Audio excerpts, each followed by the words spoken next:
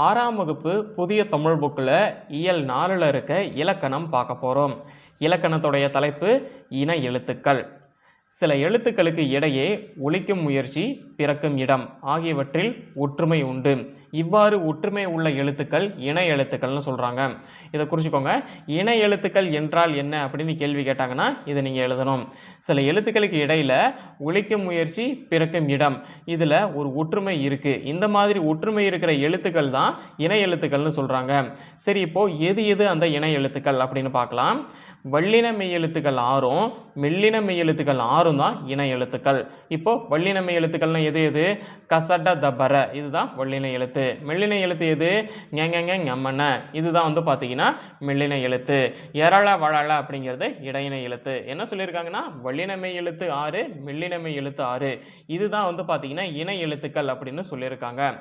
சொற்களில் மெல்லின மெய் எழுத்து அடுத்து பெரும்பாலும் அதன் இனமாகிய வல்லின எழுத்து வருமா?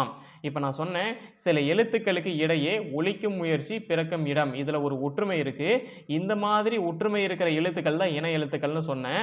அந்த எழுத்துக்கள் என்னென்ன எழுத்துக்கள் அப்படின்னா வல்லின மெய் எழுத்துக்கள், மெல்லின மெய் எழுத்துக்கள்னு சொன்னேன். இப்போது எந்த எழுத்து இதில் முதல்ல வரும் அப்படின்னா மெல்லின மெய் எழுத்து அடுத்து தான் அதோட இனமாகிய வல்லின எழுத்து வருமா? முதல்ல மெல்லின எழுத்து மெல்லினம், அதுதான் முதல்ல வருமா?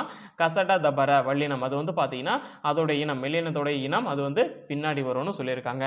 சரி, எப்படி வரும் அப்படின்னு பாருங்களேன். இங்கே படத்தில் கொடுத்துருக்காங்க எப்படி சேர்ந்து வரும் அப்படின்னு.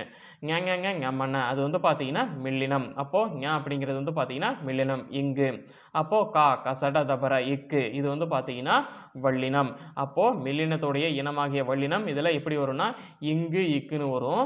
அப்புறம் இஞ்சி இட்டு, இன்னு இட்டு, இந்து இத்து, இம்மு இப்பு, இன்னு இற்று, இந்த மாதிரி வரும். நீங்களே ஒருத்தர் சொல்லி பாருங்க. ஞமன, சரிங்களா? அதாவது இந்த ரெண்டு பேரும் நின்றுட்டு இருக்காங்க பார்த்தீங்களா, ஜோடி ஜோடியா. அதில் பாருங்க ஞ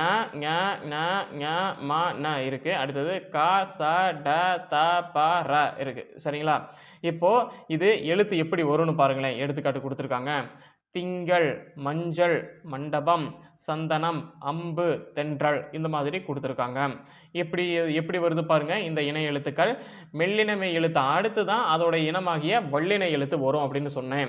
இப்போ எடுத்துக்காட்டு எப்படி கொடுத்துருக்காங்க. முதல்ல திங்களை எடுத்துக்கோங்க. என்ன சொன்னேன்? சில எழுத்துக்களுக்கு இடையே ஒலிக்கும் முயற்சி, பிறக்கும் இடம், இதில் பார்த்தீங்கன்னா ஒரு ஒற்றுமை இருக்கும். இந்த மாதிரி ஒற்றுமை இருக்க எழுத்துக்கள் தான் இணை எழுத்துக்கள் அப்படின்னு சொன்னேன். சில எழுத்துக்களுக்கு இடையே, அப்போ இங்கே திங்கள் இருக்கு பார்த்தீங்களா, இந்த எழுத்துக்களுக்கு இடையில பார்த்தீங்கன்னா இங்கு கா இருக்கு. அப்போ திங்கள் இங்கு கா, இங்கு அப்படிங்கிறது பார்த்தீங்கன்னா மெல்லின மெய், கா அப்படிங்கிறது வல்லினம். இப்போ வந்துருச்சுங்களா? இங்கு கா மெல்லினத்துடைய இனமாகிய வல்லினம் அங்கே வந்துருச்சு. இதுக்கு பேர் தான் இணை எழுத்துக்கள்னு சொல்லுவாங்க. இணை எழுத்துக்களுக்கு எடுத்துக்காட்டு கேட்டாங்கன்னா இந்த எடுத்துக்காட்டுகளை நீங்கள் எழுதணும். திங்கள், மஞ்சளுக்கு பார்த்தீங்கன்னா இஞ்சி வந்திருக்கு, அப்புறம் சா வந்திருக்கு. இப்போது இஞ்சி சா வந்திருக்கு. அங்கே மேலே பார்த்தீங்கன்னா இஞ்சி இச்சு சொன்னீங்க அப்படின்லாம் கேட்கக்கூடாது. அந்த கசட தபரனா வல்லினம், ஞமன அப்படின்னா மெல்லினம். அதோடைய வரிசை நம்ம எடுத்துக்கணும். கா வரிசை என்னென்ன? கா, கா, கி, கி, இந்த மாதிரியான அந்த வரிசைகளை எடுத்துக்கணும், சரிங்களா? இந்த வரிசைகள் எல்லாமே வல்லினம் தான், மெல்லினம் தான். அப்போ இங்கே பாருங்க, இங்க அப்படிங்கிறது மெல்லினம், கா அப்படிங்கிறது பார்த்தீங்கன்னா வல்லினம். திங்கள், மஞ்சளில் பார்த்தீங்கன்னா இஞ்சு அப்படிங்கிறது மெல்லினம், சா அப்படிங்கிறது வல்லினம். மஞ்சள், மண்டபத்தில் பாருங்க இன் அப்படிங்கிறது மெல்லினம், டா அப்படிங்கிறது வல்லினம். அடுத்தது சந்தனம்ல பாருங்க, சந்தனம்ல இந்து அப்படிங்கிறது பார்த்தீங்கன்னா மெல்லினம், தா அப்படிங்கிறது வல்லினம். அடுத்தது அம்புல பார்த்தீங்கன்னா இம் அப்படிங்கிறது மெல்லினம், பூ அப்படிங்கிறது வல்லினம். தென்றல பார்த்தீங்கன்னா இன்னு பார்த்தீங்கன்னா மெல்லினம், ரா பார்த்தீங்கன்னா வல்லினம். இது மாதிரி தான் வரும். அதாவது இது வல்லினமும் மெல்லினமும் தான் பார்த்தீங்கன்னா இணை எழுத்துக்கள். இது எப்படி வரும்னா மெல்லின எழுத்து முதல்ல வரும், வல்லின எழுத்து மெல்லினத்தோட இனம் அது பார்த்தீங்கன்னா பின்னாடி வரும். இப்போ இணை எழுத்துக்களுக்கு எடுத்துக்காட்டு என்னன்னு கேட்டாங்கன்னா இதை நீங்க எழுதணும். திங்கள், மஞ்சள், மண்டபம், சந்தனம், அம்பு, தென்றல், இந்த மாதிரி எழுதணும். இணை எழுத்துக்கள் அப்படின்னா என்னன்னு இன்னொரு தடவை சொல்றேன் பாருங்க. சில எழுத்துக்களுக்கு இடையே ஒலிக்கும் முயற்சி, பிறக்கும் இடம். சில எழுத்துக்களுக்கு இடையே அப்படின்னா என்ன அர்த்தம்னா ஒரு சொல் இருக்கு அப்படின்னா அந்த சொல்லுக்கு இடையில அப்படின்னு அர்த்தம். இப்போ திங்கள் அப்படின்ற அந்த சொல்ல எடுத்துக்கோங்க. இதுக்கு இடையில சில எழுத்துக்களுக்கு இடையே, அப்ப என்ன வந்திருக்கு? இங்க அப்படின்ற மெல்லினமை வந்திருக்கு, கா அப்படிங்கிற வல்லினம் வந்திருக்கு. அதான் சில எழுத்துக்களுக்கு இடையில ஒலிக்கும் முயற்சி, பிறக்கும் இடம், இதுல பார்த்தீங்கன்னா ஒரு ஒற்றுமை இருக்கும். இந்த மாதிரி ஒற்றுமை இருக்கிற எழுத்து தான் இணை எழுத்துக்கள். என்னென்ன அந்த இணை எழுத்துக்கள் அப்படின்னா வல்லினமை எழுத்துக்கள் 6ம் மெல்லினமை எழுத்துக்கள் 6ம் வந்து பார்த்தீங்கன்னா இணை எழுத்துக்கள். அப்போ சொற்கள்ல முதல்ல எது வரும் அப்படின்னா மெல்லினமை தான் வரும். மெல்லினமையுடைய இனம் தான் வல்லினம். இப்போ இதுதான் வந்து பார்த்தீங்கன்னா இணை எழுத்துக்கள். இணை எழுத்துக்களுக்கு எடுத்துக்காட்டு இதுதான் எடுத்துக்காட்டு. இதை நோட் பண்ணிக்கோங்க. அடுத்தது இடையினை எழுத்துக்கள். இடையினை எழுத்துக்கள் என்னென்ன? யரள வழள. இது இ இரு இல்லு இவ்வு இள்ளு இல்லு. இந்த 6 வந்து பார்த்தீங்கன்னா இடையினை எழுத்துக்கள். இடையினை எழுத்துக்கள் 6ம் ஒரே இனமாகும். இந்த இடையினை எழுத்துக்கள் வந்து பார்த்தீங்கன்னா எதுக்கும் இனம் கிடையாது. இந்த இடையினை எழுத்துக்கள் 6ம் ஒரே இனம். இதை குறிச்சுக்கோங்க. எது எது இனம் அப்படின்னா வல்லினமை எழுத்துக்களும் மெல்லினமை எழுத்துக்களும் தான் வந்து பார்த்தீங்கன்னா இணை எழுத்துக்கள். இது எப்படி வரும் அப்படின்னா மெல்லினமை எழுத்து அடுத்து அதோட இனமாகிய வல்லின எழுத்து வந்து பார்த்தீங்கன்னா வரும். ஆனால் இடையினை எழுத்து வந்து பார்த்தீங்கன்னா ஒரே இனம் தான். இது வந்து பார்த்தீங்கன்னா எதுக்கும் இனம் கிடையாது. அடுத்தது பாருங்க. மெய்யெழுத்துக்களைப் போலவே உயிரெழுத்துக்களிலும் இணை எழுத்துக்கள் உண்டு. இப்போ நம்ம சொல்லிட்டு இருந்தது எல்லாமே இந்த வல்லினம் இடையினம் மெல்லினம் இதெல்லாம் வந்து பார்த்தீங்கன்னா மெய்யெழுத்துக்கள்.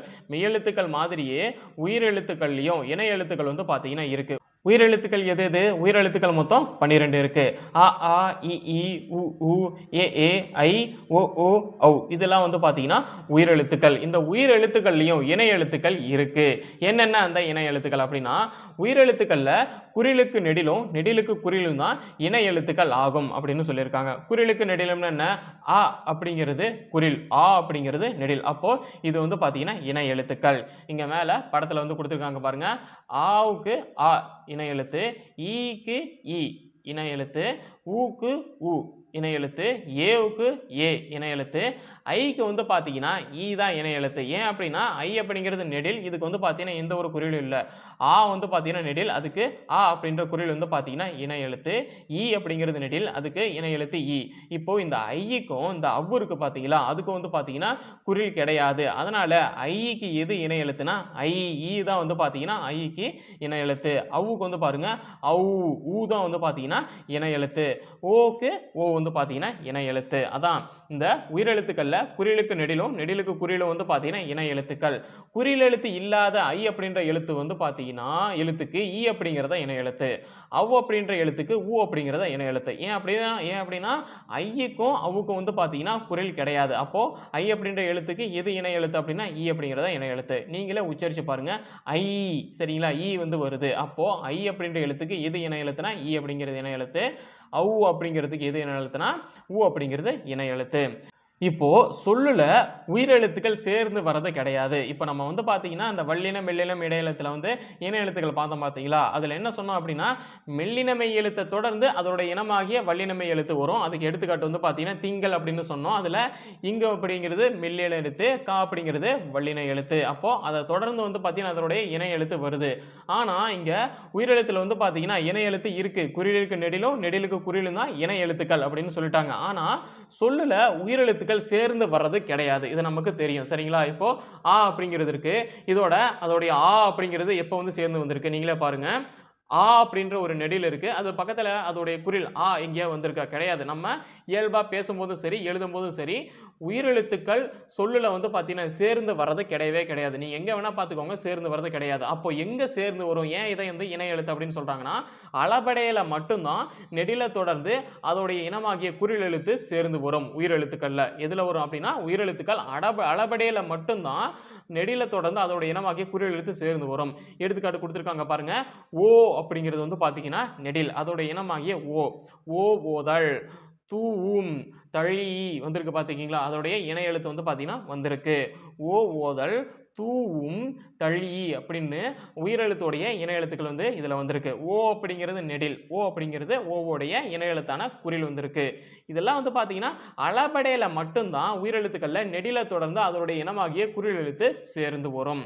அப்புறம் பாருங்க தமிழ் எழுத்துக்களில் ஆயுத எழுத்துக்கு மட்டும் இணை எழுத்துக்கள் கிடையவே கிடையாது. இதை குறிச்சுக்கோங்க. தமிழ் எழுத்துக்களில் எந்த எழுத்துக்கு மட்டும் இணை எழுத்து இல்லவே இல்லை அப்படின்னு கேட்டாங்கன்னா ஆயுத எழுத்தான அக்குக்கு வந்து பார்த்தீங்கன்னா இணை எழுத்து இல்லவே இல்லை.